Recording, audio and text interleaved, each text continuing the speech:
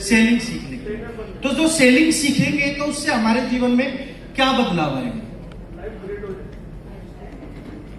क्या आएंगे? एक ने पीछे से आवाज दी, क्या आएंगे? पैसे। तो देखो, हम जो भी काम करते हैं उसमें बहुत सारे कारण होते हैं, लेकिन एक कारण ये भी होता है पैसा कमाने के लिए। तो पैसा कमाने के लिए बहुत सारी अपॉर्चुनिटी इंसान के पास अवेलेबल होती है।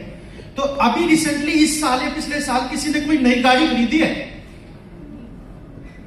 आपने खरीदी है। तो जब आपने गाड़ी खरीदी, एक चाबी मिली या दो चाबी मिली? दो चाबी। किसी घर में ऐसा स्टोव बर्नर है जिसमें एक के अलावा बर्नर हो, 3 बर्नर, 4 बर्नर वाला? अच्छा, क्या आप दोनों चाबी एक साथ इस्तेमाल करते हो? आप चारों बर्नर एक साथ इस्तेमाल करते हो? समटाइम। ऐसे ही हर इंसान के पास इनकम की भी अपॉर्चुनिटी बहुत सारी होनी चाहिए, बहुत सारे ऑप्शन होने चाहिए। इसी में से एक ऑप्शन मैं आपको एक स्टार्टअप अपॉर्चुनिटी देना चाहता हूं। उस अपॉर्चुनिटी का नाम है इंश्योरेंस एजेंसी।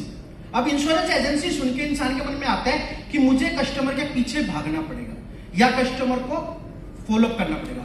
लेकिन मैं आपसे एक सवाल पूछना चाहता हूं, हर इंसान, एक मिडिल क्लास हो, रिच क्लास हो, उसके जीवन में जब वो पैसा कमाता है तो उसके साथ में वो खुद ही अकेले अपने ऊपर खर्च करता है, अपने परिवार के ऊपर खर्च करता है? परिवार के ऊपर खर्च करता है। और परिवार के ऊपर जो वो पैसा खर्च करता है, तो एक तो शॉर्ट टर्म खर्चे करता है और एक लॉन्ग टर्म खर्चे करता है। लॉन्ग टर्म खर्च होते हैं बच्चों के हायर एजुकेशन, बच्चों की मैरिज, अपनी रिटायरमेंट। तो इसके लिए हर इंसान पैसे बचाता है, हाँ या ना? आवाज आ रही है? आपको मेरी आवाज आ रही है?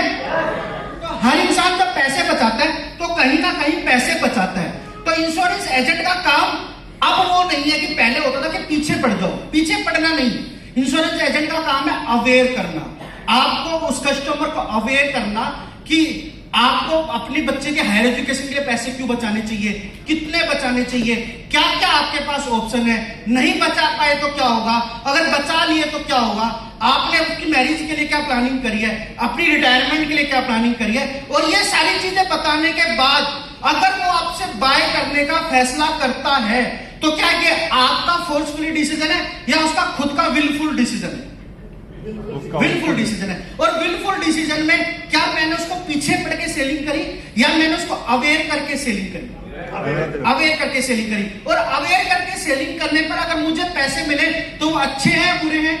अच्छे हैं। अच्छा, एक डॉक्टर, अगर कोई डॉक्टर बुरा ना माने, डॉक्टर क्या आशा करता होगा? सुबह जब मंदिर अपना क्लिनिक खोलता होगा तो भगवान के सामने क्या प्रार्थना करता होगा? भगवान डेंगू ला, कोरोना ला, मलेरिया ला, ताकि मरीज है। एक पुलिस वाला क्या सोचता होगा कि रोजाना केस हो। एक वकील क्या सोचता होगा, भाई भाई में लड़ाई हो। लेकिन इंश्योरेंस एजेंट क्या सोचता है कि सिंगल साहब की फैक्ट्री बहुत अच्छी चले, ताकि सिंगल साहब मुझे फोन करें कि यार एक पॉलिसी और कर दे। वो मैम के बारे में सोचता होगा कि मैम की इनकम बढ़ जाए ताकि मैम एक पॉलिसी के लिए मुझे संपर्क करें। वो किसी इंसान कपल को देखता हुआ नहीं सोचता होगा इसके घर में एक बच्चा है ताकि उसकी पॉलिसी के लिए मुझे संपर्क करें। तो क्या हम एक पॉजिटिव काम नहीं करें? क्या हम एक ऐसा काम नहीं करें जिसमें हम किसी को दर्द देकर पैसा नहीं कमा रहे, उसकी खुशी को बढ़ाने की भगवान से प्रार्थना करते हैं और उसके बदले में पैसे मिलते हैं? तो क्या यह काम आपको सही लग रहा है सुनने में?